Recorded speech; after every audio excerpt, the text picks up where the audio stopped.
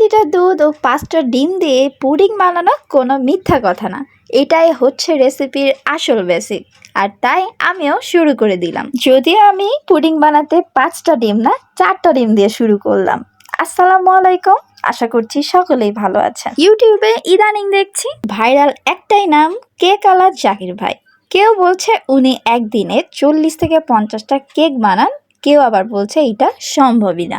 আসলে ভাই একটা জিনিস বুঝতে হবে, জাকির ভাই যদি সকাল থেকে রাত অবধি কষ্ট করে 40-50টা কেক বানিয়ে মানুষকেই খাওয়ান, এইটা তো তার পরিশ্রমের ফল। আমরা সোশ্যাল মিডিয়ায় বসে শুধু কিবোর্ড দিয়ে কমেন্ট করতে পারি, কিন্তু তিনি তো বাস্তবে ঘাম ঝরাচ্ছেন।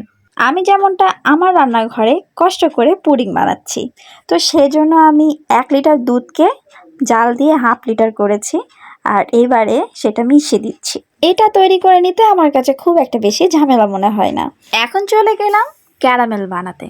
সেই জন্য তো দেখতেই পাচ্ছেন যে এখানে চিনি আর পানি অ্যাড করলাম, যেটা আমরা কম বেশি সবাই পারি। তৈরি হয়ে গেছে ক্যারামেল, তবে মনে হচ্ছে একদিকে একটু বেশি পরিমাণ জমে গেছে, পুরোপুরি ছড়ায়নি।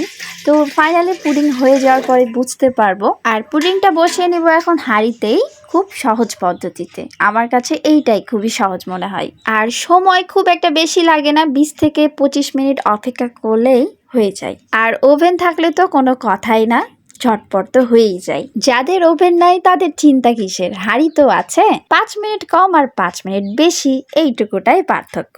অবশেষে পুডিং হয়ে গেছে, চুলা থেকে নামিয়ে এইবারে সাইড বরাবর কেটে দেখছি যে আসলে হয়েছে কিনা। তো আল্লাহর রহমতে ভালো হয়েছে। একটা জিনিস দেখলাম যে জাকির ভাইয়ের কেক ভাইরাল হওয়ার পর অনেকেই অনুপ্রাণিত হয়ে কিন্তু কেক বানাচ্ছে। সত্যি বলতে জাকির ভাই শুধু কেক বানাচ্ছেন না, উনি প্রমাণ করছেন কষ্ট করলে সবই সম্ভব। পরিশ্রম করলে নামও হয়, সম্মানও আসে। আর ভাইরাল হতে হলে শুধু ফানি কন্টেন্ট না, হার্ড ওয়ার্কও লাগে। তাই হেড না ছড়িয়ে আমরা সবাই একটু করে ভালোবাসা ছড়াই, কারণ কেক মিষ্টি, কিন্তু মানুষের মন যদি তিতা হয় তাহলে জীবনের কোনো স্বাদই থাকে না।